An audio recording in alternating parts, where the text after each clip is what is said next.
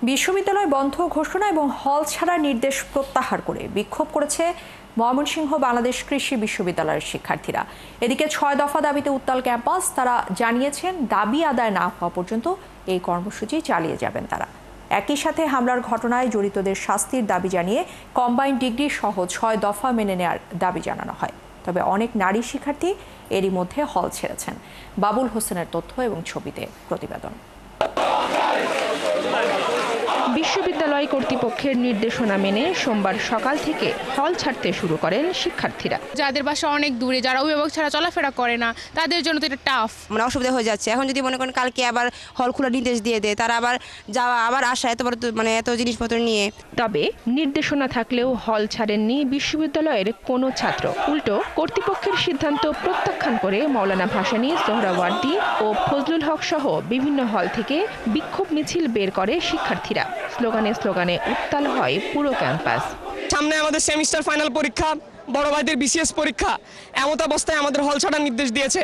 আমরা অনেক দূর দূরান্ত থেকে আসছি, আমরা কিভাবে এখন হল ছেড়ে চলে যাব? যারা বহিরাগতদের আমাদের হামলা করেছে তাদের হচ্ছে দৃষ্টান্তমূলক শাস্তির ব্যবস্থা এবং ভিসি স্যারকে প্রকাশ্যে ক্ষমা চাইতে হবে। আমাদের বোনদের উপর অ্যাটাক করা, আমাদের ভাইদের উপর অ্যাটাক করা। আমার হলের ছোট ভাই, তা সে পুরোপুরি রক্তাক্ত তাকে বাসায় পাঠিয়ে দেওয়া হয়েছে। বহিরাগতরা এটার মাঝে জড়িত ছিল এবং ক্যাম্পাসের প্রশাসন তখন নীরব দর্শকের ভূমিকা পালন করছে এবং তাদের সামনেই আমাদের শিক্ষার্থীদেরকে হামলা করছে। বেলা 11টার দিকে প্রশাসন ভবনের পাশের আমবাগানে অবস্থান নিয়ে বিক্ষোভ জানায় আন্দোলনকারীরা। তারা 24 ঘন্টার মধ্যে বিশ্ববিদ্যালয়ের প্রক্টোরিয়াল বডির পদত্যাগের পাশাপাশি শিক্ষার্থীদের উপর হামলার ঘটনায় ভিসির ক্ষমা প্রার্থনা, কম্বাইন্ড ডিগ্রি বাস্তবায়ন ও হামলাকারীদের গ্রেপ্তারের দাবি জানান। আমাদের এই 6 দফা দাবি যতক্ষণ না পর্যন্ত প্রশাসন কর্তৃক গৃহীত হবে, তার যথাযথ ব্যবস্থা না নেবে, আমরা আমাদের কর্মসূচি কঠোর থেকে কঠোরতর কর্মসূচি গ্রহণ করব। পুরো ভার্সিটি লকডাউনে যাবে, ব্ল্যাকআউটে যাবে। শিক্ষার্থীদের আন্দোলনে ক্যাম্পাস উত্তাল থাকলেও সমাধানে বিশ্ববিদ্যালয় কর্তৃপক্ষ কোনো উদ্যোগ নেয়নি।